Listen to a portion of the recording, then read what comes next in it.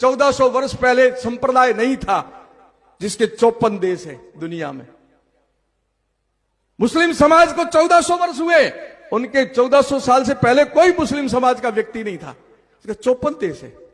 ईसाई समाज के 84 देश है, 2025 से पहले ईसाई नाम का कोई नहीं था। और आप तो सनातनी हो, सबसे पहले आए हो, न धर्म को बचा पाए, न धरा को बचा पाए, न समाज को बचा पाए, न परिवार को बचा पा रहे हो, तो ये दोष आपका है, मेरा है। ये आत्मचिंतन करने का विषय है। और हम सोते रहेंगे, हम मनोरंजन करते रहेंगे, मजे करते रहेंगे, अपने लिए रखे। जिस दिन आपने धर्म को आगे रखना शुरू कर दिया, उस दिन धर्म आपकी रक्षा करेगा। धर्मो रक्षति रक्षिता, धर्मो हंति हंता। मैं जिस जगह से आया हूं, पूरा बॉर्डर एरिया लगता है पाकिस्तान का।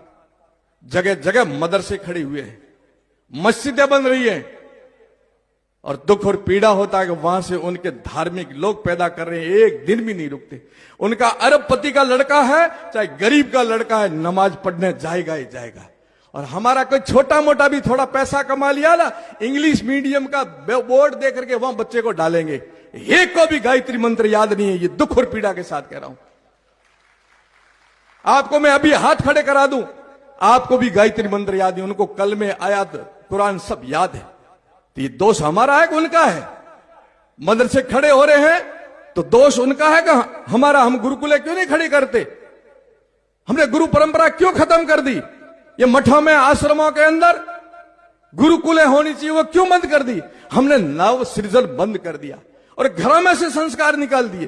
तुम बहुरूपीय बन गए हो, तुम्हारी पहचान कैसे करेगा तुम हिंदू हो? बुरा मत मानना सन्यासी, इसलिए कह रहा हूं। अब पैंट खोल के करवा सकता हूं, बाकी तो कोई मेरे पास विकल्प नहीं है।